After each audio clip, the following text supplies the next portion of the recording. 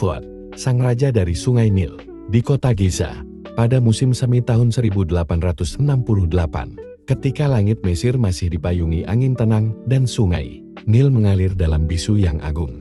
Lahirlah seorang anak lelaki dari keluarga bangsawan, dinasti Muhammad Ali. Anak itu diberi nama Fuad, putra termuda dari Ismail Pasha, Hadif Mesir yang ambisius dan bermimpi menjadikan negerinya semegah Eropa. Fuad kecil tumbuh di tengah kemegahan istana, namun juga dalam bayang-bayang konflik, kekuasaan, dan tekanan kekaisaran Ottoman serta ambisi kekuasaan kolonial Eropa. Saat usianya masih belia, ia dikirim ke luar negeri Italia, kemudian Swiss untuk mendapatkan pendidikan militer. Di Lausanne, ia mengasah pikirannya, membaca filsafat, sejarah, politik, dan seni perang. Meski jauh dari tanah kelahirannya, Fuad tak pernah melupakan Mesir. Di setiap bait surat yang ia kirim ke ibundanya, ia selalu menulis, "Aku akan kembali bukan sebagai seorang pangeran, melainkan sebagai seorang pelayan bagi bangsa Mesir."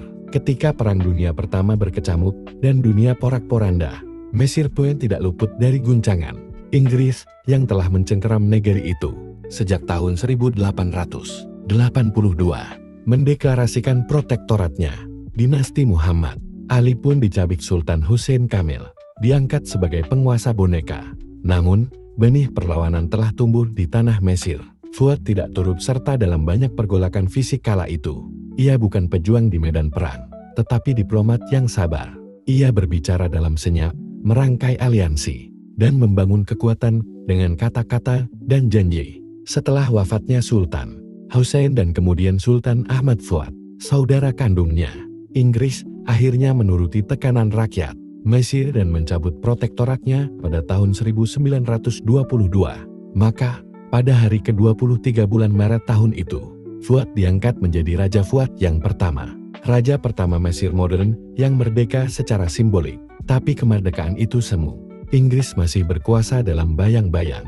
Dan Fuad tahu bahwa menjadi raja tidak berarti memiliki kekuasaan sejati. Maka ia mulai membangun fondasi yang lebih kuat lembaga-lembaga negara, pendidikan, dan konstitusi. Fuad menugaskan dibentuknya Konstitusi Mesir tahun 1923 yang memberikan batasan kekuasaan raja dan memberi peran besar kepada parlemen. Namun Fuad, yang mengagumi sistem monarki absolut, kerap berbenturan dengan Partai WEF yang dipimpin oleh Saad Zaghloul.